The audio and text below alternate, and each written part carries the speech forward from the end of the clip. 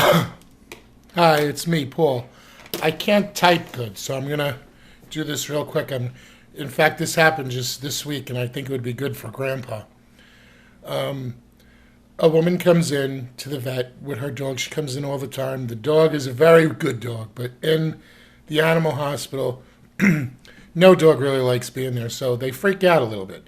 This dog is a black lab mix, weighs about 90 pounds, and they go in the room.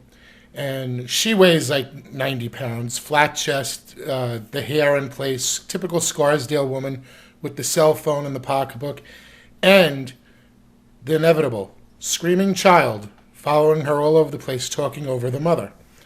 So they go in the room, they put the dog on the table, and the vet tech, the vet assistant, is holding the dog.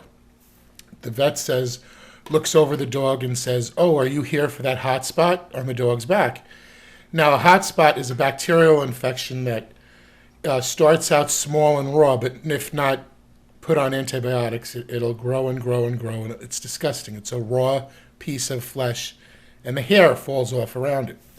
So he says to her, "Are you here for that hot spot? That hot spot's terrible." He goes, "And did you see your dog's teeth lately? He needs a dental." So she goes, "No, I don't have time. I have a tennis game today, but I'm here just to express the anal glands." But the fun part is, while he's talking calmly to this woman and the kid's running around screaming in the exam room, the vet tech, who is short and weighs like 80 pounds, is holding this dog, and the dog's bucking, trying to bite him, trying to claw its way out of the room. And the vet is calmly talking to the woman, and the woman's talking to the vet. No one's paying attention to the vet assistant getting his ass kicked on the table with the dog. And the kid's just running around. So the vet turned around and went to get a rubber glove to do the anal gland, and this is true. This happened, and her cell phone rings while the vet leaves the room to get the rubber glove on, and she says to the vet assistant, while struggling with the dog on the table and the kid's still screaming, running around the table, "Can you watch the kid? Can you watch my daughter while I go out and take this phone call?" And that's true. You can't really get irate. I mean, Grandpa could say, something like, "Who's the bitch here?" You know what I mean? Or something like that. But you don't get irate with the clients. You talk about them after they leave, because I could tell you stories like the woman that went in there and put the dog on the table and then dropped trow and says to the doctor, showing him her ass, "Can you tell me if with this rash is, I don't feel like going to the doctor today." I could tell you stories that curl your toes.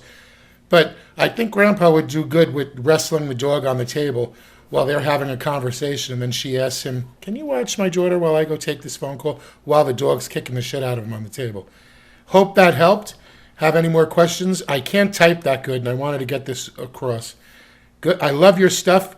The subtleness of his thumb blew me away. It was just great. I mean, you're getting really, I love what you do. And I don't want to critique it because you're miles ahead of me, so I feel stupid doing that. But I have to tell you, it's amazing.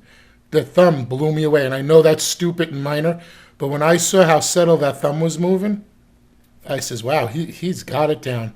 But anyway, good to hear from you. Hope I helped you. And always, I love your stuff. Thanks. Thank you for writing me and asking me. Even if you don't use it, it was an honor. Thank you. I'm going to try to do this nice.